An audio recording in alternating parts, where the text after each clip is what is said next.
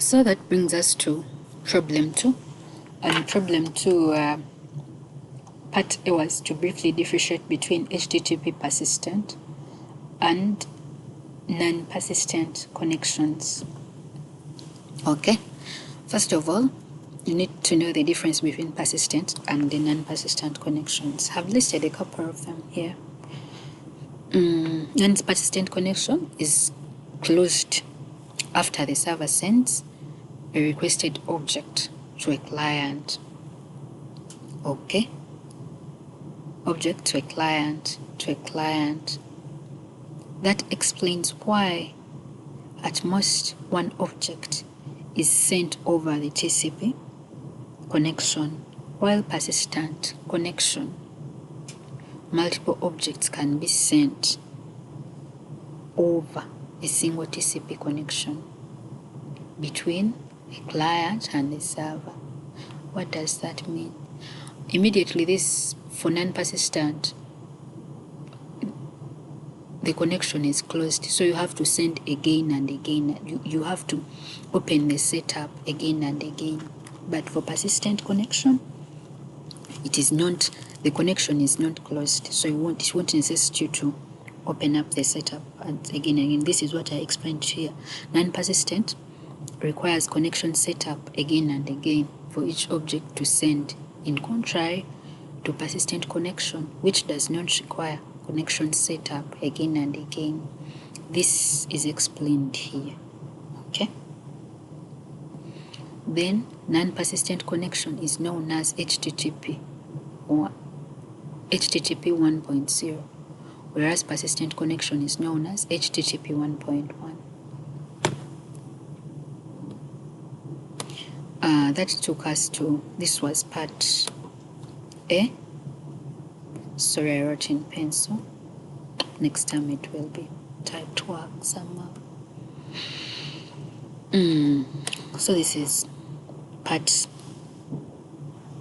we go to part 1, to part B, that was part A of the question. So part B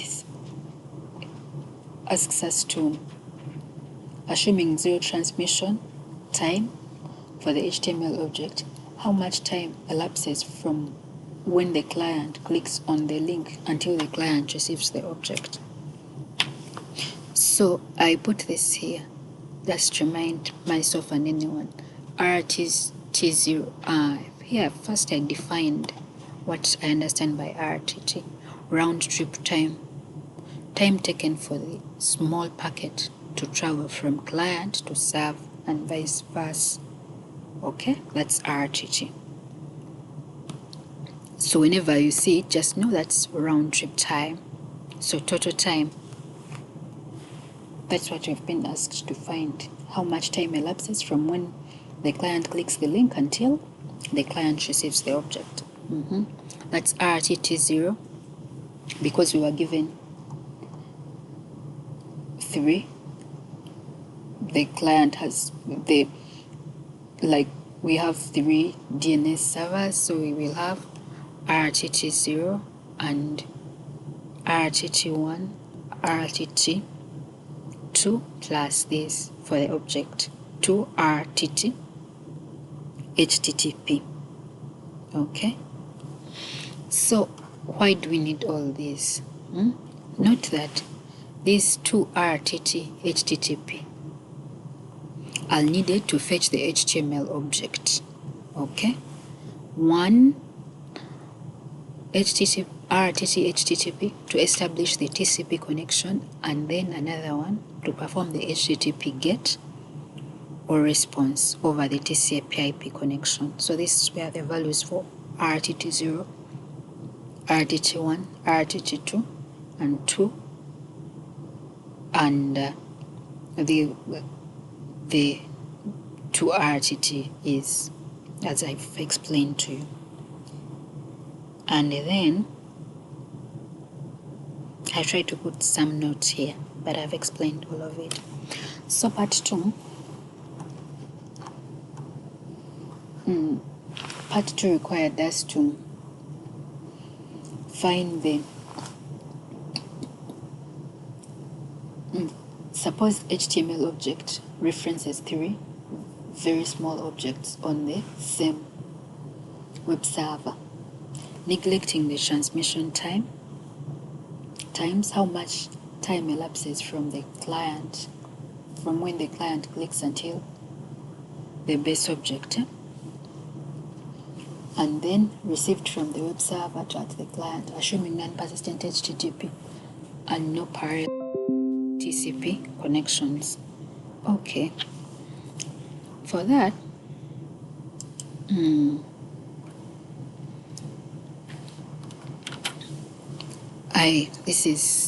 you will need, first of all, you need to get the time from, you need to understand that this is the time from when the web request is made in the browser until the page is displayed in the browser. Thus, you need RTT0, RTT1, RTT2, and 2 RTT HTTP plus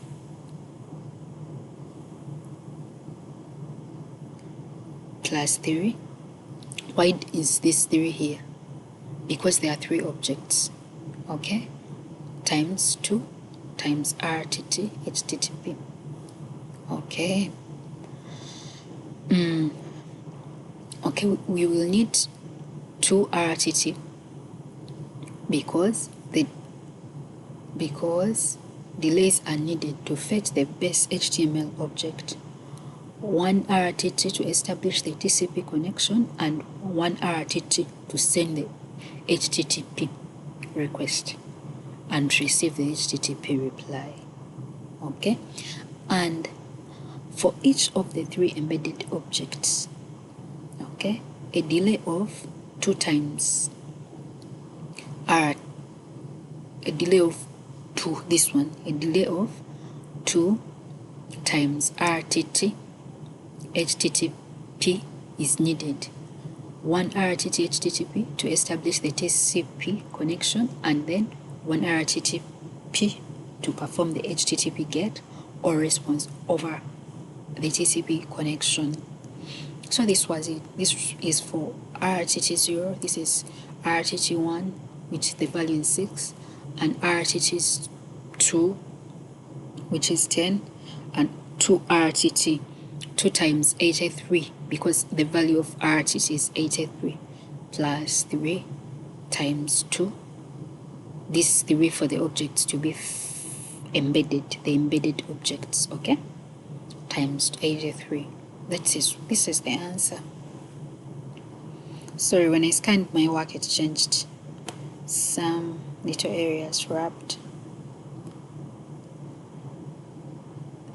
Then part 3 of problem 2.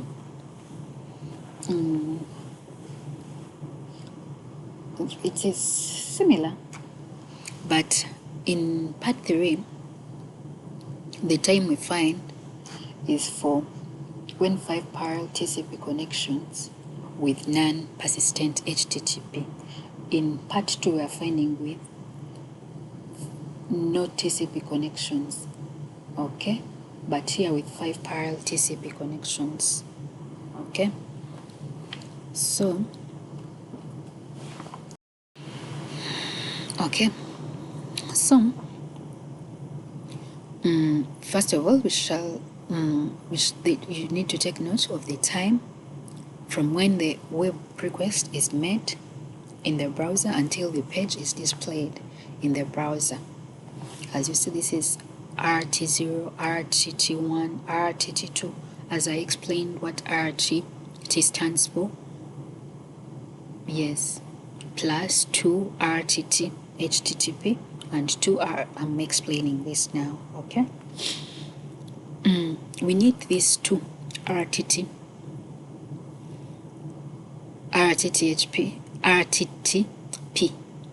delays. Why? To fetch the base HTML object. One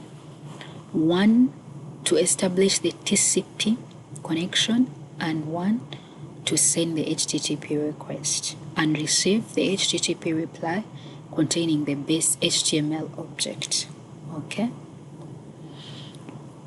And once the base object is received, the client, the 3 HTTP gates for the embedded objects can proceed in parallel.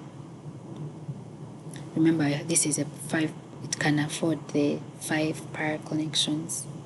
Each in parallel requires 2 HTTP delays, 1 RTT HTTP to set up the TCP connection and 1 RTT HTTP to perform the HTTP GET or response, for the embedded object. And these are the values for this, and this is the answer I got. The answers are in microseconds, so this is the total time.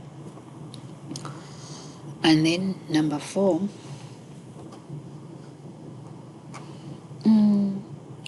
here we needed 5 parallel TCP connections with persistent HTTP.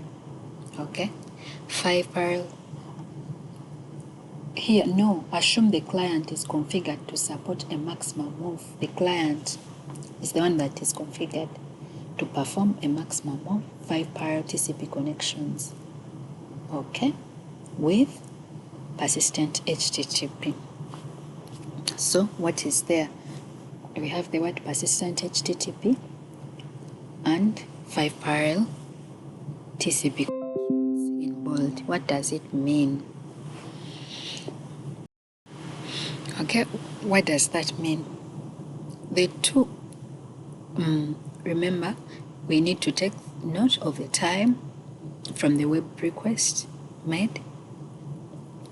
This is the time from when the web request is made in the web browser until the page is displayed in the browser. Or you get results, supposing you're the client or something. So this is it, as I've explained the RTT0, RTT1, and RTT2 formally. So I'm explaining these two now,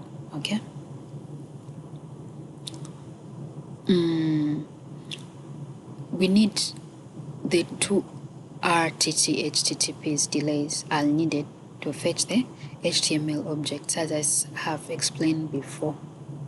1 RTT to establish the TCP stroke IP connection. It's internet protocol. You can call it TCP or IP, internet protocol connection.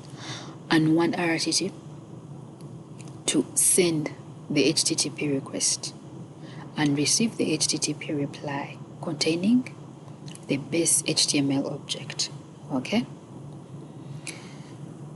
However, with persistent HTTP, this TCP connection will remain open for future HTTP requests, which will therefore not incur a TCP establishment delay. Once the base object is received at the client, the 3 HTTP gates, our 3 objects for the embedded objects, can proceed in parallel. Each in parallel requires 1 RTT HTTP delays. Each in parallel will only require this delay here. This is what I added. And the connection setup will remain, and so you will only get 1 response, which is needed